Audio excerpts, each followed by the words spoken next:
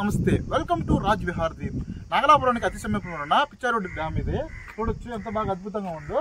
ఈ వీడియోని కంప్లీట్ గా చూసేద్దాం. ఆంధ్రప్రదేశ్కి తమిళనాడుకి సరిహద్దు ప్రాంతంలోనున్న ఎన్నో డ్యామ్స్ మనం చూసుండొచ్చు. దాంట్లో ఒకటైన ఈ పిచ్చారోడ్ డ్యామ్ దగ్గరికి మనం వచ్చేసాం. ఈ పిచ్చారోడ్ డ్యామ్కి సరిహద్దు ప్రాంతంలోనున్న ఎన్నో గ్రామాలు తెలుగు మరియు తమిళ భాషలు ఎక్కువగా మాట్లాడుతూ ఉంటారు.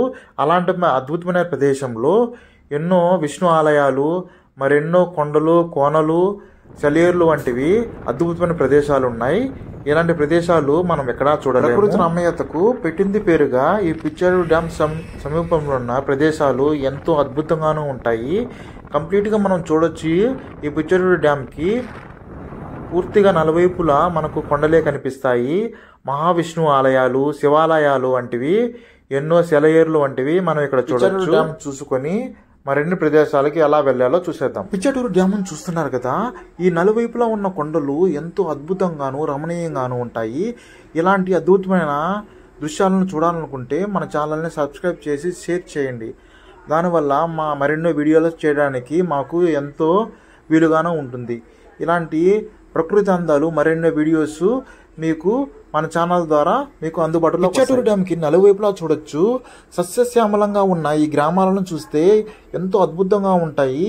అంతేకాకుండా రైతులకు ఎంతో బాగానో ఉపయోగపడే ఈ పిచ్చాటూరు డ్యామ్ వల్ల చేపలు వంటివి మరెన్నో ఉపాధి కూడా కలుగుతాయి.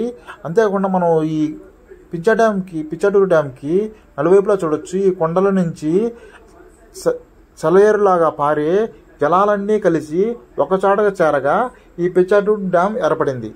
అందుకనే ఈ చుట్టువైపుల గ్రామాలు ఎంతో సస్యశ్యామలంగా ఉండిపోతున్నాయి.